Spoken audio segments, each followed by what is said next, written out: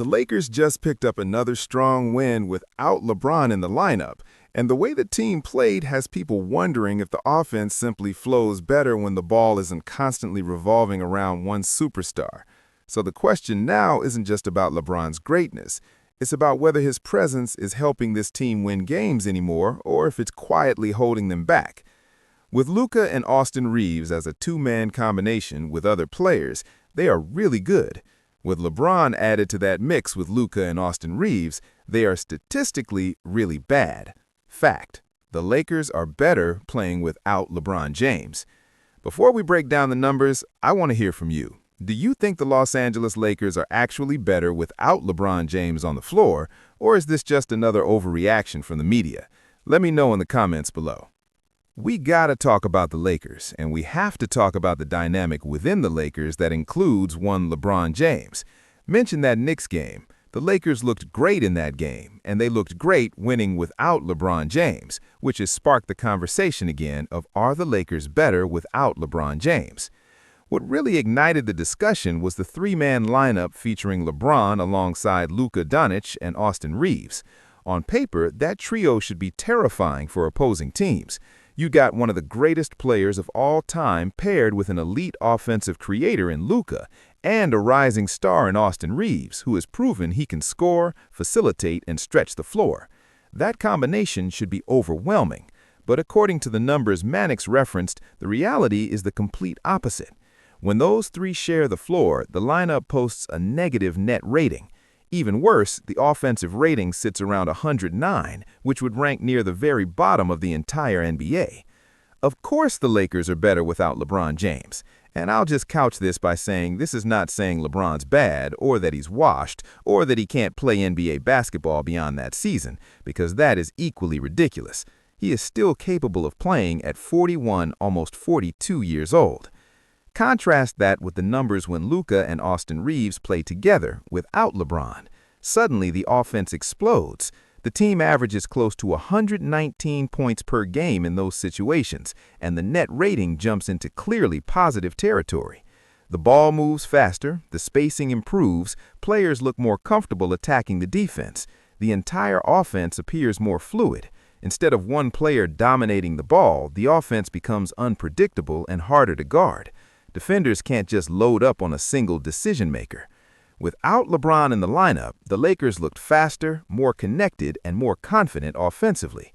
If you're going to make the argument that the Lakers are not better without LeBron James, you are not looking at the numbers. The numbers speak for themselves. We are more than 3/4 of the way through the season, and the data is clear. The Lakers are 13-7 statistically without LeBron in the lineup. That's pretty impressive. They are even better when it's Austin Reeves and Luka Doncic playing together without LeBron. They're 9-2 with those two guys. In those games, they average 118.6 points per game while allowing about 111.5. That creates a strong positive net rating. Their offensive rating with those two players during that stretch sits around 117.9, while the defensive rating is around 111.6. Now, compare that with the three-man lineup of LeBron, Luka, and Austin Reeves. That combination has produced a negative net rating around -1.1, with an offensive rating around 109.4. That would rank among the worst offensive ratings in the NBA if it were a full team. Even within the Lakers roster itself, that trio is one of the weakest combinations among lineups that have played significant minutes together. That's where the conversation becomes uncomfortable for many basketball fans. Nobody is saying LeBron suddenly forgot how to play basketball. Even at his age, he still puts up impressive stat lines: 20-plus points, multiple rebounds, several assists, and sometimes even defensive plays like steals and blocks. Those numbers still appear in the box score almost every night, but deeper analytics sometimes tell a different story. It's possible for a player to produce strong individual statistics while the team around him becomes less efficient. That's the core of the criticism some analysts are raising. One of the biggest factors involves ball dominance. When LeBron is on the floor, the offense naturally runs through him. That has been the formula for nearly 2 decades across multiple teams. During his prime years, that system worked perfectly because he was the best decision-maker on the court almost every night. But this current Lakers roster includes Luka, one of the most ball-dominant and creative playmakers in the league, and Austin Reeves, who thrives when he has the freedom to attack with the ball. When all three players share the floor, a subtle conflict appears. Too many creators, too many players needing touches to operate at their best. Instead of flowing naturally, the offense sometimes stalls as players take turns initiating possessions. That's why the lineup statistics look so strange. Basketball isn't just about stacking stars. Fit matters, pace matters, chemistry matters. When fans watch the Lakers play without LeBron, they often notice something different. The team looks lighter, faster, and more spontaneous. Luka orchestrates the offense with creativity. Reeves attacks defensive gaps and draws fouls. Role players cut harder, move more freely, and appear more confident shooting the ball. That unpredictability creates easier scoring opportunities. Defenses have a harder time anticipating where the next play will come from. Another factor analysts have discussed is the defensive energy. When the Lakers run faster lineups around Luka and Reeves, the team sometimes looks more aggressive defensively. Players rotate quicker and push the pace immediately after rebounds. Even the big men appear more energized in transition situations. Some observers have noted stronger defensive performances from players like DeAndre Ayton in games where the offense isn't dominated by a single playmaker. That doesn't necessarily mean LeBron is responsible for defensive issues, but it does raise questions about pace, energy, and team rhythm. Of course, this debate divides the basketball world instantly. Supporters of LeBron argue that small sample sizes can be misleading. A handful of wins without him doesn't automatically prove the team is better overall. They also point out that LeBron still commands enormous defensive attention and creates opportunities for teammates with his passing. Those kinds of impacts don't always appear clearly in basic statistics. Historically, doubting LeBron has rarely aged well. However, critics argue that the situation in Los Angeles has evolved. This roster is no longer built entirely around LeBron as the central figure. The offense now leans heavily on Luka's creativity and Reeves' development as a reliable secondary scorer. If those two players represent the Lakers' future, then the organization eventually has to decide how LeBron fits into that structure. Is he still the engine of the offense, or should his role evolve? That question leads to the most controversial idea floating around the basketball world right now. What if LeBron came off the bench? For many fans, that suggestion sounds shocking. We are talking about one of the greatest players in basketball history. Asking him to accept a reduced role feels almost unimaginable. But in professional sports, roles often change as players age. Even legends sometimes adjust their responsibilities in order to extend their careers and help their teams remain competitive. Imagine a scenario where LeBron plays slightly fewer minutes, but in more controlled situations. Instead of sharing the floor constantly with Luka and Reeves, he leads second-unit lineups and attacks opposing bench defenders. He conserves energy for crucial moments late in games. In theory, that approach could maximize everyone's strengths. Luka and Reeves continue developing their chemistry as the primary offensive duo, while LeBron becomes a strategic weapon rather than the centerpiece of every possession. Of course, that idea depends on one major factor: whether LeBron would actually accept such a role. Throughout his entire career, every team he played for built its identity around him. From Cleveland to Miami to Los Angeles, he has always been the focal point of the system. Shifting away from that identity would require a significant mental and strategic adjustment. Meanwhile, the Lakers' front office faces a complicated situation. LeBron's presence brings enormous value beyond the basketball court. Ticket sales increase, television ratings rise, global attention follows wherever he plays. From a business perspective, having LeBron on the roster is extremely valuable. But basketball decisions ultimately revolve around winning championships. If the organization truly believes the Luka-Reeves partnership represents the best path forward, then difficult choices may eventually need to be made. The timing makes the situation even more fascinating. The NBA season is already deep into its schedule, and playoff positioning is becoming more important with every game. Coaching decisions, lineup adjustments, and rotation changes could have major impacts on postseason success. If the numbers continue to show stronger performance without LeBron in certain lineups, the coaching staff might feel pressure to experiment with new strategies before the playoffs begin. That brings the discussion back to the statistics that started this entire debate. When Chris Mannix highlighted the differences between the Lakers with and without LeBron in specific lineups, he wasn't trying to erase LeBron's legacy. He was raising a genuine question about how this particular roster functions. The numbers suggest one story. The eye test sometimes suggests the same thing. And when both begin pointing in the same direction, the conversation becomes difficult to ignore. At the end of the day, the situation is more complicated than simply blaming LeBron for the Lakers' struggles. Basketball is rarely that simple. But it is fair to question whether the team's identity has shifted toward a new offensive center built around Luka and Austin Reeves. If those two players truly represent the future of the franchise, the Lakers will eventually need to determine how the final chapter of LeBron's career fits into that evolving story. For now, the debate will continue across sports shows, podcasts, and social media. Every Lakers win without LeBron will be treated as new evidence.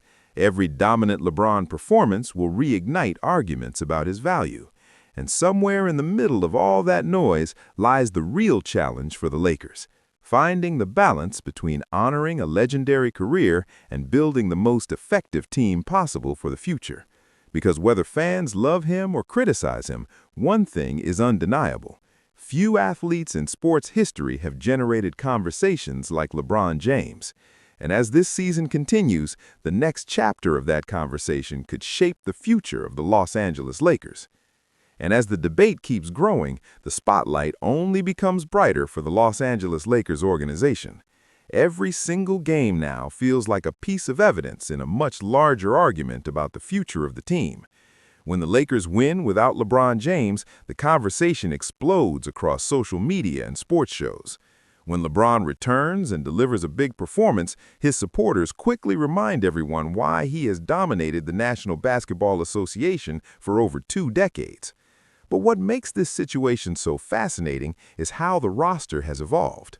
The Lakers are no longer a team built entirely around LeBron's unique style. The offensive engine now clearly revolves around Luka Doncic, whose ability to control pace, manipulate defenses, and create scoring opportunities has turned him into one of the most dangerous playmakers in basketball. Alongside him, Austin Reeves has quietly become one of the most dependable guards in the league. Reeves doesn't just score, he understands spacing, timing, and when to attack defenses that are focused on Luka. That chemistry between Luka and Reeves has become one of the most interesting developments for the Lakers this season. When those two share the court, the offense often looks smooth and decisive. Luka initiates actions at the top of the floor, reading the defense like a chess player several moves ahead. Reeves slides into open lanes, cuts at the right moments, and punishes defenses that collapse on Luka's drives or step-back jumpers. Role players around them seem to benefit from that structure. Shooters get cleaner looks, big men find easier paths to the rim, defensive rotations become simpler because the offensive rhythm is clearer. But when LeBron enters that equation, the hierarchy becomes less obvious. It's not that LeBron suddenly stops being effective. In fact, he can still take over stretches of games with powerful drives, pinpoint passes, and veteran awareness that younger players simply don't possess. The issue is more about rhythm and balance. LeBron has spent his entire career operating as the central decision-maker on offense. The ball naturally finds its way to him, and teammates instinctively look toward him to initiate plays. That instinct has worked brilliantly throughout his career because he has always been one of the smartest players on the floor. However, Luka thrives in that exact same role. Both players are at their best when they control the tempo, survey the defense, and orchestrate the offense from the perimeter. When two players with that level of control share the court, possessions can sometimes feel slower or more deliberate than necessary. Instead of constant movement, the offense occasionally becomes more isolation-heavy, with players waiting for one star to create an opportunity rather than attacking quickly. That shift in pace can change the entire feel of the game. Fans watching the Lakers during their recent wins without LeBron noticed something that statistics later confirmed. The team appeared faster. The ball changed sides of the floor more frequently. Players were cutting aggressively instead of standing in place. Energy levels looked higher, and the defense often benefited from that increased tempo. Of course, it's important to remember that basketball discussions often swing wildly based on short-term results. A handful of games can dramatically shape public perception, especially when they involve one of the most famous athletes in sports history. LeBron has spent his entire career proving doubters wrong. From his early years with the Cleveland Cavaliers to championship runs with the Miami Heat and later returning to Cleveland to deliver a historic title, critics have repeatedly questioned whether his teams could succeed in different situations. More often than not, those doubts eventually disappeared when LeBron delivered another dominant playoff performance. That history is one reason many analysts remain cautious about declaring that the Lakers are better without him. Playoff basketball is very different from the regular season. Experience, decision-making under pressure, and the ability to control the tempo in tight games become incredibly valuable. Few players in league history understand those moments better than LeBron James. Still, the Lakers cannot ignore what they are seeing on the court this season. The emergence of Luka Doncic as a primary offensive engine and the continued development of Austin Reeves are reshaping the team's identity. Front office executives understand that championship windows are often defined by younger stars entering their prime years. Luka is exactly the type of player teams build entire eras around. That reality forces the Lakers to think carefully about how to balance respect for LeBron's legendary career with the long-term future of the franchise. For head coach Darvin Ham and the coaching staff, the challenge is finding rotations that maximize strengths rather than creating unnecessary overlap. That might mean staggering minutes so Luka and LeBron each control different stretches of the game. It might also mean giving Reeves more freedom to operate as a primary ball handler in certain lineups. These adjustments don't necessarily diminish LeBron's importance. Instead, they could extend his effectiveness by allowing him to pick his moments rather than carrying the entire offensive burden every night. Veteran players often thrive when they transition into roles that focus on efficiency instead of constant volume. And if the Lakers can find that balance, they might unlock a version of this roster that blends experience with youthful energy in a way that becomes extremely dangerous once the playoffs arrive. Until then, the debate will continue growing louder. Every highlight from Luka will spark new conversations. Every clutch moment from LeBron will remind fans why he has remained relevant for so long. And every strong performance from Austin Reeves will reinforce the belief that the Lakers may already have the foundation for their next era. What happens next will depend on how the organization manages one of the most delicate transitions in modern basketball. Because when a franchise icon and a new superstar share the same locker room, the path forward is never simple.